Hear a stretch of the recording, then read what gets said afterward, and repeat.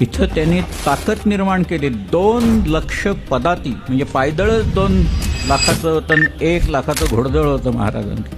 आणि 70 साली तानाजीला पाठवून कोंढाणा ताब्यात आणल्याच्या नंतर शिवाजी महाराजांनी जी आघाडी मुघलांच्या विरुद्ध उघडली त्याच्यात पुढच्या 8 वर्षात शिवाजी महाराजांच्याकडे जिंजीपर्यंत सगळे धरून 260 किल्ले होते. या स्वराज्याकडं काहीही नसताना शून्यातून नूतन सृष्टी शिवाजी महाराजांनी निर्माण केली.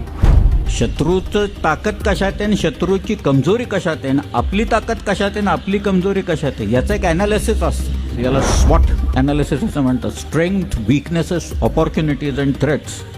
हे शिवाजीराजांच्या वेळेला हे स्वॉट वगैरे शब्द नव्हते, पण त्यांनी जे काही केलं ना ते ह्याच्यात बसण्यासारखं आहे. सगळ्या त्याचं नाव आहे रडतोंडीचा घाट. खरंच रडायला येतं तिथं, कारण सगळी इतकी घसरण आहे तिथं.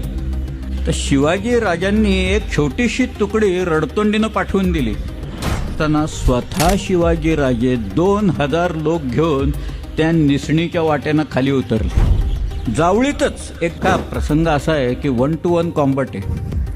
स्वतः शिवाजीराजे जाणार, लोक म्हणाले आम्ही जातो, मी जाणार नाही. याला एक बेडरपणा लागतो, तो बेडरपणा. आणि म्हणूनच शिवाजीराजांच्या पाठीमागे लोक उभे राहिले.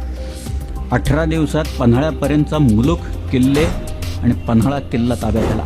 कारण एक दिवस बहिर्जी आला महाराजांच्याकडून, म्हणाला महाराज सुरत मारेली आणि अगणित द्रव्य सापडेल.